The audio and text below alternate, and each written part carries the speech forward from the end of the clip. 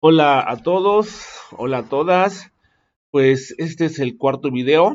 Son más diapositivas. Espero irme más rápido. Son más diapositivas porque trato de abarcar, más bien trato y estoy abarcando tres áreas culturales, ¿no? Tres áreas culturales y anteriormente pues eran dos, ¿no? En Monte Albán y con Teotihuacán fueron una para cada área cultural. Aquí voy a meter tres. Se puede, ¿no? Son sociedades o áreas culturales menos complejas que las anteriores, menos estudiadas también, y por eso hay menos información. Entonces, pues, le voy a dar para ir avanzando, ¿no? Vamos a trabajar Occidente, Norte y Golfo. Es la región Maya. La región Maya será la última sesión que espero darla el sábado o el viernes. Estoy out, chicos, estamos trabajando un montón, ¿no? Hay que dar el último paso y esto es lo más importante, ¿no? Son los conocimientos que al final de cuentas nos ayudan mucho para comprender, ¿no? El proceso histórico y sobre todo también, ¿verdad? Para los exámenes de admisión, ¿no? Tener este sentido histórico de las cosas. Entonces, Occidente, Norte y Golfo en el clásico mesoamericano. Vamos a hablar de estas regiones, Occidente, Norte y Golfo, ¿no? Occidente, empezamos por el Occidente. Sí aumentó la complejidad social, política y económica, pero no en el grado de hacer nítida una diferencia entre el preclásico y el clásico. Es decir, en esta región no hay una diferencia evidente como la hay en las demás regiones, ¿no? Sin embargo, entramos en el clásico, aunque no tiene esta cuestión urbana. Es decir, el establecimiento urbano en esa zona fue un tanto distinta, menos intensa, menos marcada, y lo que han llamado los antropólogos lo han llamado como señoríos. Este es el occidente, ¿no? Fíjense, desde Guerrero, ya últimamente Guerrero solito lo ponen como una región más, pero desde hace poco tiempo, hasta los 2000, 2010, era todo esto, todo era el occidente, de Sinaloa hasta Guerrero. Fue una zona de poco intercambio con otras zonas culturales, con otras áreas culturales. En el periodo clásico en el occidente puede considerarse en el marco de tres tradiciones culturales importantes: Tierra Caliente, Guerrero y el río Balsas. Dos, el Bajío, en Guanajuato y norte de Michoacán, y la más al norte, la que se conoce como Tumbas de Tiro, Colima, Jalisco, Nayarit y una parte de Sinaloa, ¿no? Ahí no lo puse. Pero son tres áreas o tres subáreas culturales de esta región que se conoce como Occidente. Empecemos por Tierra Caliente, que es el río Balsas. Asentamientos a la orilla del río Balsas, pirámides de hasta 30 metros de altura. El río Balsas divide, si no mal recuerdo, es la frontera entre Michoacán y Guerrero. Y las pirámides pequeñas, 30 metros de altura, hay plazas, hay juegos de pelota. Un juego de pelota lo traen de otras regiones de Mesoamérica, tienen rasgos olmecas o una tradición olmeca, lo vamos a ver, y en la zona es la zona de las tres, ¿no? Con mayor contacto con Teotihuacán y los mejores sitios o los que hay más evidencia, los más estudiados son la Organera y Teopantecuanitlán. Veamos, ¿no? Esta es la Organera. Xochipala, así se llama el lugar, está en Guerrero, véanlo, es un lugar bonito, montañas, ambiente muy cálido seguramente porque es la cuenca del Balsas. Y esta es la de Teopantecuinitlán, ¿no? Esta cabeza olmeca o semiolmeca recuerda mucho lo que vimos con los olmecas, ¿no? Único asentamiento en el actual estado de Guerrero con arquitectura monumental de rasgos olmecas. Jugó un papel clave en el acopio y manufactura y de redistribución de productos suntuarios procedentes de la costa y que eran destinados a la cuenca de México. Es decir, esta región del Balsas era la que tenía más contacto con el centro de México, ¿no? En particular con Teotihuacán. Luego viene la zona 2, el Bajío, que es Guanajuato, norte de Michoacán. Y aquí hay una tradición desarrollada a partir de la cultura de Chupícuaro. El Chupícuaro es en la época preclásica y está relacionada con sitios como el Coporo, cuya arquitectura consiste en terrazas construidas sobre laderas, plataformas extensas con restos de cuartos y columnas construidos de piedra y lodo. Esta es el Bajío. El Coporo es esta, ¿no? Está en Guanajuato, si no mal recuerdo, ¿no? Ahí para que cuando anden por allá lo visiten. Y la última, la más importante, es tumbas de tiro. Y no porque no sean más importantes que las otras, sino porque hay una cuestión fundamental. Esta cultura se distingue por enterrar a los miembros más distinguidos de su comunidad, al gobernante y a sus familiares, dentro de tumbas de tiro, cámara, las cuales constituían en un pozo vertical que se conectaba a una o más cámaras abovedadas, a semejanza de lo que ocurre en Colombia y Ecuador. Esta clase de tumbas están separadas de las áreas residenciales.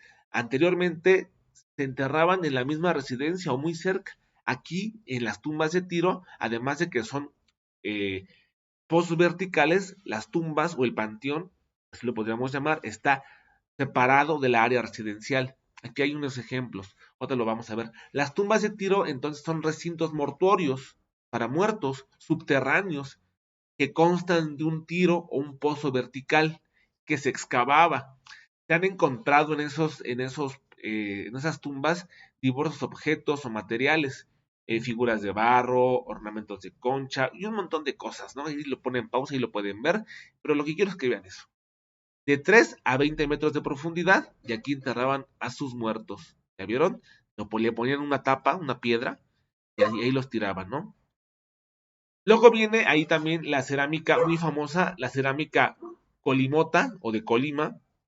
Está el perro, y hacían muchas figuras de animalitos. Aquí hay un perro, es como una hormiga, no es como una serpiente. Véanla. Muy bonita y además muy valiosa. Últimamente bueno, las subastas de arte mesoamericano en el mundo están a la orden del día, ¿no? Pero en fin. Los perros de Occidente. En la tradición de tumbas de tiro, las representaciones de perros son abundantes. Las más conocidas son los famosos perros de Colima, apreciados por su excelente manufactura y realismo. Estas piezas representan a perros sin pelo, de patas cortas y gordas, parados sobre sus cuatro extremidades, sentados, recostados sobre uno de sus costados o incluso solo su cabeza. Voy por mi perra que está ladrando y parece que hablo de ella.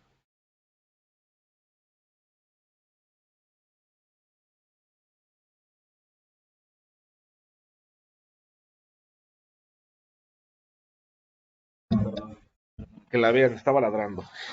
Entonces, en muchas ocasiones, esos perros sirven como contenedores, son como jarritas, ¿no? Al final de cuentas. Y ese hoyito que servía como contenedor estaba en la cabeza o en la cola o en el lomo del animal. Aquí está en la colita y aquí está en la cabeza. Ahora vamos con la otra área cultural, la segunda, el norte en el clásico. Y aquí es importante, la primera importancia del norte es que es el momento en el clásico cuando Mesoamérica se va hacia el norte. Hay una migración de cultivadores, de gente que ya es agrícola hacia el norte al final del preclásico, principios del clásico. Y la frontera se extendió 250 kilómetros para el norte, ¿vale? Llegando a los límites con Sonora, con Chihuahua, con Coahuila, con San Luis Potosí, pasando San Luis Potosí, Nuevo León, Tamaulipas, incluso llegando a los territorios actuales de Estados Unidos. ¿Por qué migraron? Acuérdense, el chitle. El chitle va a ser un fenómeno muy importante porque va a migrar mucha gente del centro de México y se van a ir hacia el norte. Y entonces encontramos algo, sedentarios frente a nómadas, sedentarios que tuvieron que migrar, llegaron a un territorio dominado por nómadas. ¿Y por qué se puede? Porque en esa época todo parece indicar que hubo un incremento en las lluvias, hubo un cambio climático en el clima que hizo que la tierra del norte se pudiera cultivar mejor. Y además, estas personas ya sabían el manejo del agua, ya sabían manejar el agua. Entonces, se da una vida aldeana. Dice el INA, durante el periodo clásico y posclásico temprano, las condiciones climatológicas en el norte fueron más favorables para la agricultura. Así el área mesoamericana alcanzó su mayor expansión territorial hacia el norte y pueblos sedentarios que se encontraban integrados a la tradición cultural de Mesoamérica comenzaron a poblar tierras norteñas. ¿Sí queda claro? Es decir, Mesoamérica se va para arriba, ¿no? Acuérdense de lo que platicábamos, ¿no? De estas migraciones. Y las zonas del norte son tres, vamos a hablar de tres: Tunal Grande, el ramal oriental, que es el lado de Tamaulipas, y el ramal occidental, ¿no? El ramal oriental está compuesto por Río Verde, la Sierra Gorda de Querétaro, y el ramal occidental, La Quemada y Altavista. Me voy a enfocar mucho en Altavista, porque va a ser el punto medio entre Paquimé y Teotihuacán. Tendría yo que hacer una sesión solita para todo esto, pero no, me voy a enfocar en una en particular, en Altavista. Altavista, o lo que se conoce como Chalchihuites, la cultura Chalchihuites, es esta parte que está en Zacatecas, es un lugar hermoso, la verdad lo tienen que conocer. También estas sesiones las ocupo mucho para que ustedes conozcan su país, ¿no? Por favor.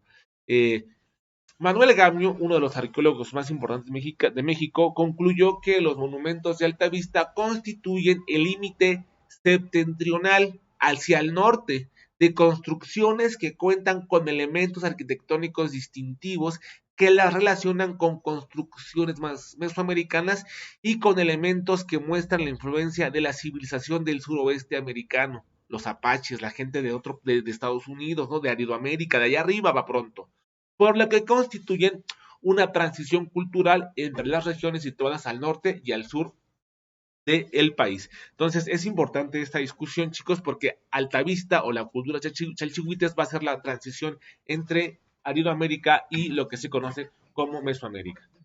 Luego, hay una influencia teotihuacana en Chalchihuites. El clima del cerro Chapín, ¿no? En la cima del cerro del Chapín, se encuentran dos petrograbados de círculos cruces con cuentas calendáricas. Es decir, en Altavista hay elementos grabados muy similares a los que hay en Teotihuacán. Y lo que plantea el maestro López Austin es que Altavista fue un sistema subsidiario de lo que se conoce como complejo económico teotihuacano, ¿vale? Entonces, Altavista fue un enclave teotihuacano, ¿no? Es decir, se ha propuesto que Altavista pudo haber sido una colonia gobernada por guerreros, por mercaderes, por astrónomos teotihuacanos, una élite que tenía como principal misión aprovisionar de recursos exóticos a la metrópoli teotihuacana. Y también llevar productos de aquí, ¿no? ¿Por qué no? Y entonces aquí está Juan Teotihuacán, aquí está Chalchihuites y iban hasta Paquimé. ¿Ya vieron? Entonces, de Paquimé a Teotihuacán son 1800 kilómetros. Caminar sin parar son en 373 horas, 77 horas llegas. Evidentemente, para llegar acá, tener contacto con ellos, requieren un sitio medio, que es Chalchihuites o Altavista en Zacatecas, ¿vale? Entonces, que quede claro, ¿no? Y lo mismo pasa hacia los mayas, lo vamos a ver en la última sesión. Teotihuacán no va a poder llegar hasta allá de manera violenta, tiene que negociar o tiene que por lo menos poner puntos intermedios, y eso fue Chalchihuites Altavista. Y Paquimé es esto, es un lugar bellísimo, honestamente es hermoso, se llama Paquimé o Casas Grandes en Chihuahua, y esa es una panorámica, ¿no? Con un dron, y así se ve, ¿no? Ya de manera un poco más cerca. Ya a nivel de suelo, es un lugar bello, honestamente vayan a conocer Paquimé. Lo último, la región del Golfo. La región del Golfo alcanzó su máximo desarrollo en el Clásico, cuando surgieron las culturas de Veracruz Central y la Huasteca. En la producción de este periodo hay algo muy importante, hay un nexo con Teotihuacán, tanto en lo técnico como en lo simbólico, y también logran dominar el trabajo en barro, lo que se puede atestiguar en las figuras femeninas, en la elaboración de las caritas sonrientes y en lo que yo les he comentado mucho, ¿no? El dios viejo del fuego. Esto es el Golfo. Prácticamente Veracruz, una parte de San Luis, una parte de Querétaro, una parte de Hidalgo, una parte de Puebla, una parte de Tabasco, ¿no? Una parte de Oaxaca. la parte norte de Oaxaca, del Papaloapan. Y ese es el dios viejo del fuego, ¿no? Acuérdense que la mejor pieza, esta es una referencia teotihuacana, pero la mejor pieza se encontró en el Tajín. Estas piezas que son muy importantes, las caritas sonrientes, en clase vimos más, pero yo creo que con estas me quedo. Y sobre todo, que quede claro, Veracruz también es una zona ultracultural, con muchos elementos y sobre todo con mucha riqueza para permitir el asentamiento de muchas protociudades o ciudades pequeñas, ¿no? Huasteca Alta, Huasteca Baja, el mundo Totonaca, Nautla, la capital que es Jalapa, las montañas, el Sotavento, el Papaloapan. Entonces, hay un Veracruz, hay dos grandes zonas, el sur, que es del Veracruz central, de la capital de Jalapa, hacia abajo, hacia la cuenca del Papaloapan, y la norte, que es la Huasteca, ¿no? Hasta el Pánuco, que el Pánuco es la frontera con Tamaulipas, ¿no? Y vean, aquí están las ciudades o los sitios veracruzanos más importantes, ¿no? En inglés, el Tajín, las Remojadas, Cerro Las Mesas, La Mojarra, Tres Zapotes, Matacapán, y veamos los que no son del Golfo, pero que están cerca, Teotihuacán, Cholula, Monte Albán y Mitla. Entonces es importante esta discusión, chavos, por favor, véanla. Es una zona rica en muchos recursos hídricos y su cercanía con Teotihuacán le impide o le limita el crecimiento de ciudades grandes. Sin embargo, existieron muchos asentamientos y Tajín será la ciudad con mayor desarrollo urbano de esa época, ¿no? Desde 1992-91, la UNESCO declaró al Tajín como Patrimonio Cultural de la Humanidad. Esta ciudad, es bellísima, también tienen que conocerla, vayan en vacaciones, está cerquísima de la Ciudad de México, no son ni 3 horas, 2 horas en carro, vayan por favor, y esta es como su plano, ¿no? Vean, tiene un juego de pelota, dos juegos de pelota, otro juego de pelota. Es una ciudad mesoamericana. Igual, por la zona en la que está, una zona montañosa, no tiene las grandes avenidas como la Calzada de los Muertos, que sí tiene Teotihuacán. Pero tiene todos los elementos de una ciudad mesoamericana. Los juegos de pelota sobre todo. Y esta es lo que a mi parecer es la pirámide más bella de México, de las pirámides de México, que es la pirámide de los nichos que está en el Tajín. Hermosísima y creo que a esa no se puede subir porque ya está viejita y sí puede colapsar. Aquí, esta la pongo porque Xcaret es la región maya y los voladores de Papantla son del Tajín, de Papantla, de esa parte de México, y en Xcaret, ¿no? Lo venden como como algo, es decir, esto va a venir tal vez en el examen, ¿no? O sea, esta imagen, este uso de de los pobladores de Papantla como algo más allá de Papantla o de más allá de la cultura del Golfo, en Xcaret lo venden incluso como un atractivo turístico, cuando eso no es de ahí. ¿Sí me explico? Gracias por su atención y la próxima sesión, que será la última, espero tenerla mañana viernes o a más tardar el sábado, son los mayas. Después de la última sesión, chicos, chicas, papás, mamás, mando el formulario. Por favor, mándenme sus trabajos, mándenme sus reportes, mándenme todo para yo tener elementos y poder evaluarles. Les insisto, calificaciones las entrego el lunes. Buenas noches a todos, a todas, hasta pronto. Son las 10:34. Hasta luego.